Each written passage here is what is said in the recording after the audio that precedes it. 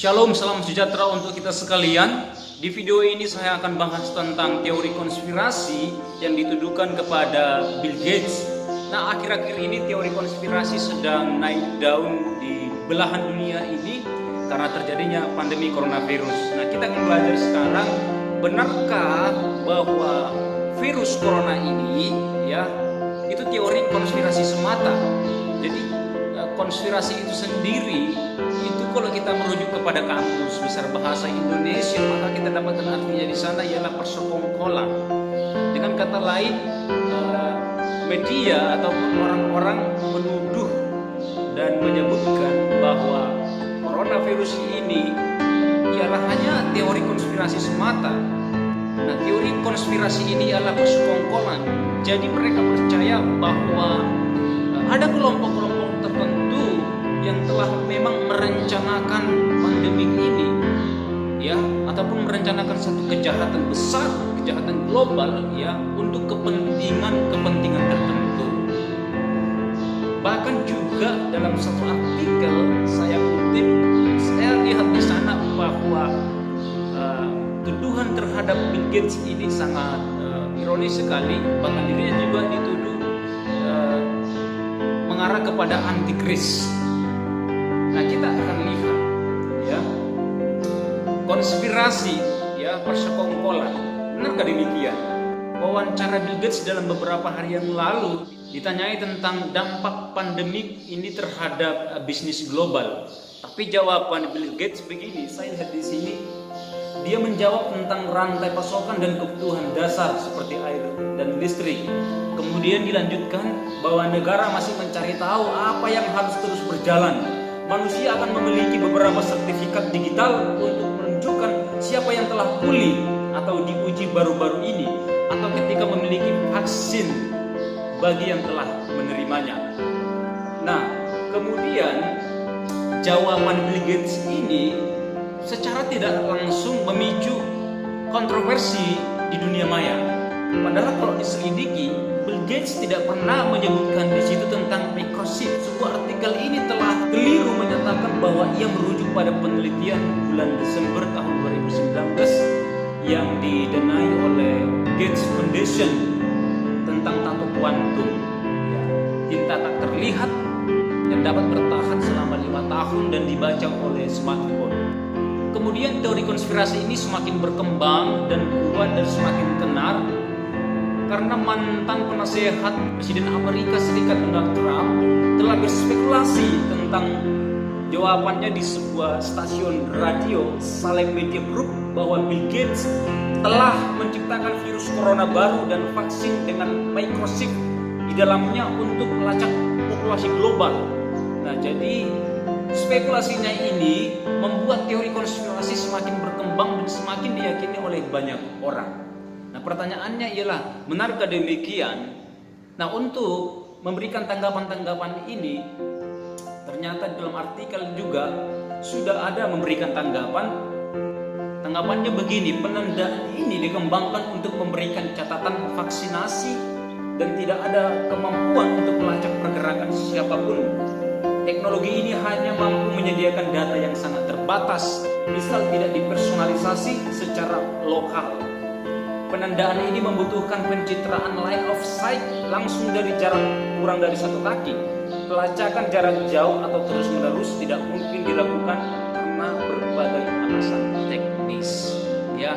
Jadi vaksin yang direncanakan oleh Bill Gates tersebut bukan seperti yang dituduhkan oleh media bahwa pergerakan seluruh orang akan dipantau oleh vaksin yang akan diciptakan oleh Bill Gates. Bukan demikian. Sehingga pernyataan-pernyataan yang keliru di media ini membuat banyak orang menolak vaksin itu dan banyak orang ketakutan. Nah, dorongan teori konspirasi terbesar berasal dari video YouTube yang diunggah pada tanggal 21 Maret di saluran Law of Liberty, mengutip artikel dari Biohackinfo dan membandingkan tato kuantum dengan apa yang disebutnya tanda setan, sementara menyeratkan bahwa Bill Gates adalah antikristus. Jadi mereka membuat satu perbandingan bahwa tato kuantum itu yang direncanakan oleh Bill Gates mereka sebut itu merujuk kepada antikristus. Mereka merujuk kepada kitab Wahyu tentang penjelasan antikristus. Benarkah bahwa Bill Gates ini adalah dalang dibalik dari pandemi global ini, ya, coronavirus? Benarkah demikian? Nah, saya ingin menjelaskan begini, saudara. Bill Gates kan orang terkaya nomor 2 di dunia, ya. Banyak sekali kekayaannya, banyak sekali bisnisnya. Saya ingin menjelaskan begini. Kita lihat kepada hal yang sederhana dulu. Kalau saudara mau jual gorengan, saudara butuh siapa? Ya, benar, butuh manusia untuk membelinya. Kalau saudara mau jualan baju, saudara butuh siapa? Butuh manusia untuk membelinya. Saudara jualan alat-alat bangunan, saudara butuh siapa? Butuh orang juga, butuh manusia. Artinya apapun yang dijual, apapun bisnisnya, apapun usahanya, tetap membutuhkan manusia. Saudara ngerti nggak maksud saya? Bill Gates apapun bisnisnya, ya, apapun usahanya, pasti butuh manusia. Nah, kalau Bill Gates dibalik dalam virus corona dia sengaja membunuh banyak orang, maka tuduhannya itu adalah tidak menjadi relevan. Karena tidak mungkin dia membunuh pangsa pasar yang besar. Dia membunuh sumber pendapatannya, membunuh begitu banyak sekali jiwa di dunia ini. Orang-orang yang percaya dengan teori konspirasi ini ialah dia meyakini bahwa kekalahannya disebabkan oleh sesuatu hal, tetapi hal itu mereka tidak dapat ketahui apa itu. Nah, itulah sebenarnya teori konspirasi. Jadi semacam satu dugaan tapi tidak tahu apa itu. Nah, itulah teori konspirasi. Jadi saudara bisa memilih apakah saudara mau percaya dengan teori konspirasi dan percaya bahwa coronavirus ini disebabkan oleh konspirasi, oleh persekongkolan kelompok-kelompok tertentu untuk kepentingan tertentu. Anda bisa memilihnya dan mempelajarinya. Makanya pertanyaan yang timbul sebenarnya ialah, masihkah kita percaya atau apakah kita percaya dengan teori konspirasi di era digital sekarang ini? Karena begitu cepat untuk mengakses informasi-informasi. Nah, saya mengutip juga dari sebuah artikel dan lembaga yang terpercaya tentang penjelasan mengenai teori konspirasi. Mereka yang percaya tentang teori konspirasi itu dijelaskan seperti ini. Saya mengutip satu artikel. Yang pertama dari Social Psychiatry and Psychiatric Epidemiology. Dia menjelaskan begini, rata-rata orang yang berpendapatan rendah cenderung lebih percaya pada teori konspirasi. Itu pertama. Jadi orang-orang yang berpendapatan rendah itu cenderung percaya kepada teori konspirasi. Maka saya katakan tadi ialah orang yang percaya dengan teori konspirasi, dia meyakini bahwa ada penyebab dari kekalahan tersebut, dan itu dia tidak mengerti dan tidak tahu apa penyebabnya itu. Itulah konspirasi. Yang kedua dari University of Miami, Joseph Uskinski, ya, dia ini adalah seorang guru besar, ya, profesor ilmu politik, ya.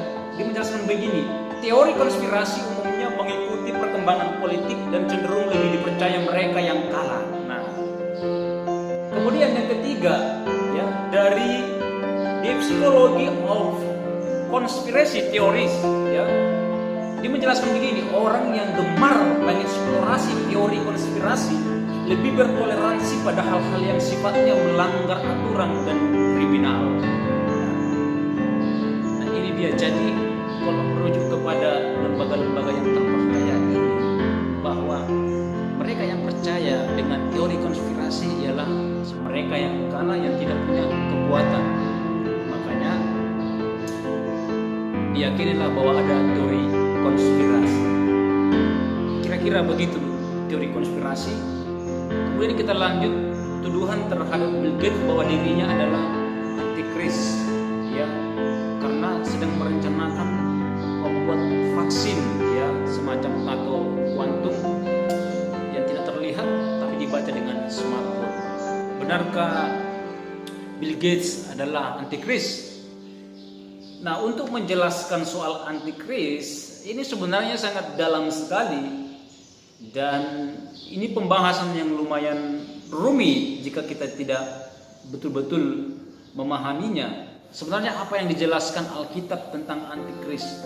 Nah, kata antikris itu sendiri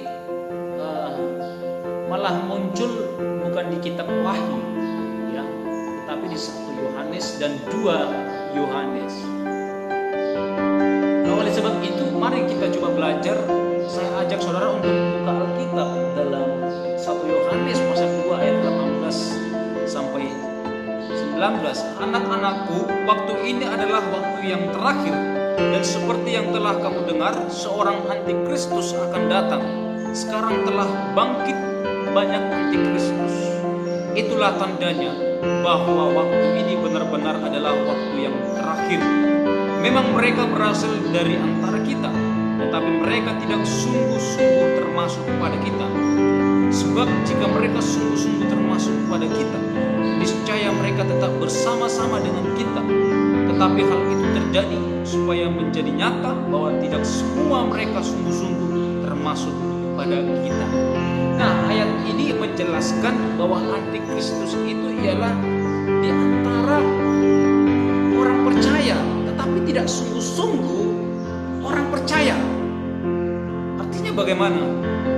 Jadi antikristus itu siapa sebenarnya? Nah, antikristus itu ialah orang yang melencengkan ajaran Kristus yang sebenarnya, ajaran Alkitab yang murni. Kemudian kita lihat 1 Yohanes 2 ayat 22. Ayat 22, siapakah pendusta itu? Bukankah dia yang menyangkal bahwa Yesus adalah Kristus? Dia itu adalah antikristus, yaitu dia yang menyangkal baik Bapa maupun Anak. Jadi siapa antikristus itu? Antikristus itu di dalam Alkitab ini dijelaskan, dia yang menyangkal Bapa dan Anak, menyangkal Yesus Kristus. Jadi kalau menuduh Bill Gates adalah antikristus, tentunya kita harus cek kembali apakah Bill Gates ini melayani Kristus atau melayani iblis. Nah, kan demikian. Maka jangan sembarang menuduh seseorang, menuduh lembaga-lembaga tertentu sebagai antikristus. Itu sangat berbahaya sekali. Nah, kemudian kita lihat di ayat 26. Semua itu kutulis kepadamu, yaitu mengenai orang-orang yang berusaha menyesatkan kamu. Oke, apakah Bill Gates menyesatkan kebanyakan orang di dunia ini? Ya, untuk menjawab itu perlu dicek kembali. Oke, kita lanjut. Coba kita buka lagi 1 Yohanes pasal 4 ya, ayat 3. Dan setiap roh yang tidak mengaku Yesus tidak berasal dari Allah. Roh itu adalah roh antikristus, dan tentang dia telah kamu dengar bahwa ia akan datang, dan sekarang ini ia sudah ada di dalam dunia.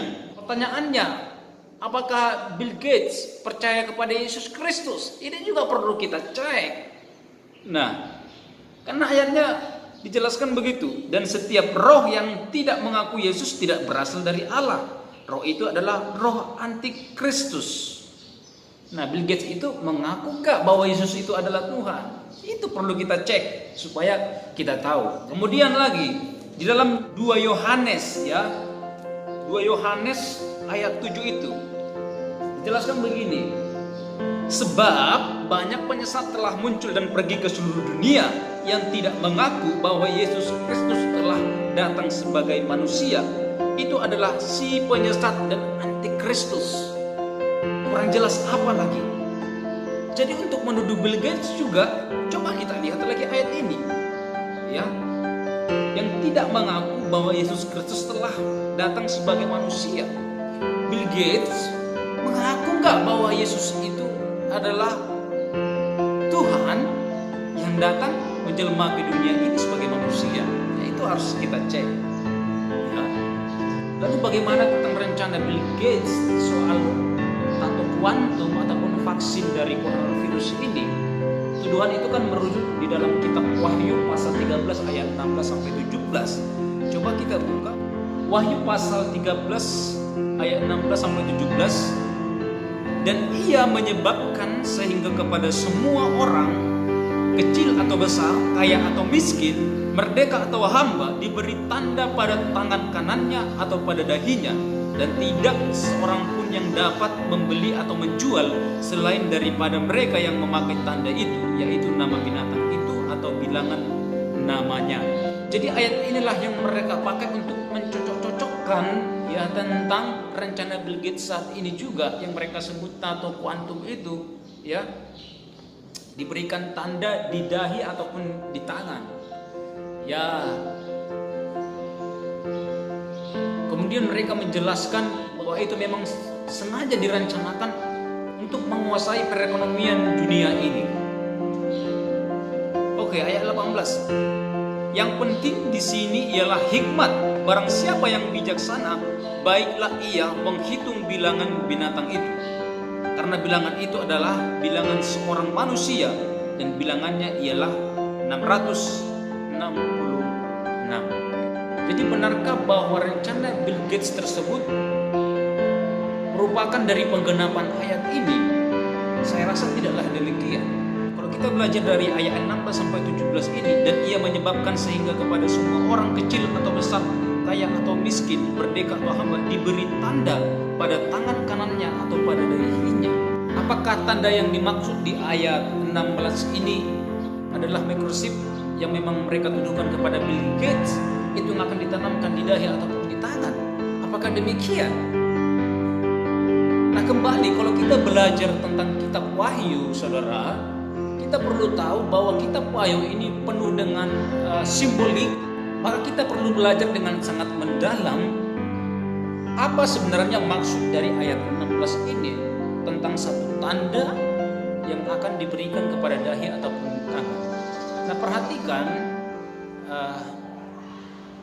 ternyata bukan hanya kepada pengikut iblis saja yang diberikan tanda. Orang-orang percaya juga diberikan juga tanda. Yaitu bagi siapa orang-orang yang sungguh-sungguh percaya telah diberikan tanda ataupun dimeteraikan di dalam Kristus Yesus.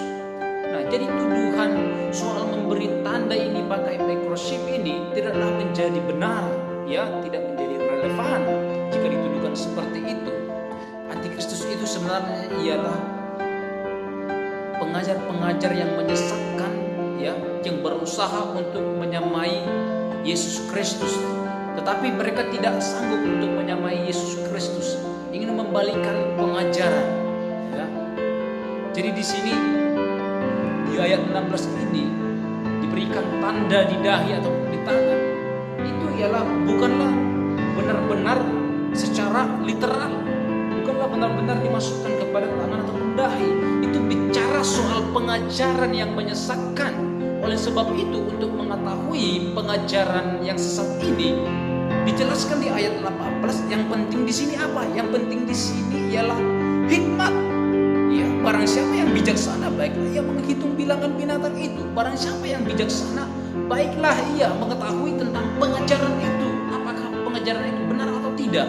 Artinya begini, siapa yang menerima pengajaran itu, dia akan ikut dengan ajaran-ajaran yang jahat itu. Ya, dia akan menjadi bagian itu. Tetapi siapa yang tidak mengikut ajaran itu, ya dihukum. Tentu yang menghukum ialah antikris itu. Ayat 17, dan tidak seorang pun yang dapat membeli atau menjual selain daripada mereka yang memakai tanda itu, yaitu nama binatang itu atau bilangan namanya. Tidak seorang pun apa yang dapat membeli atau menjual selain daripada mereka yang memakai tanda itu. Jadi harus memakai tanda itu supaya boleh bertahan hidup. Kalau tidak menerima tanda itu, maka akan dibinasakan. Artinya siapa yang tidak mengikuti ajaran sesat itu, ya, pengajaran yang sesat itu, maka dia akan dihukum. Tanda yang dimaksud di sini adalah bukanlah benar-benar dimasukkan di tangan ataupun di dahi, tetapi itu bicara soal pengajaran.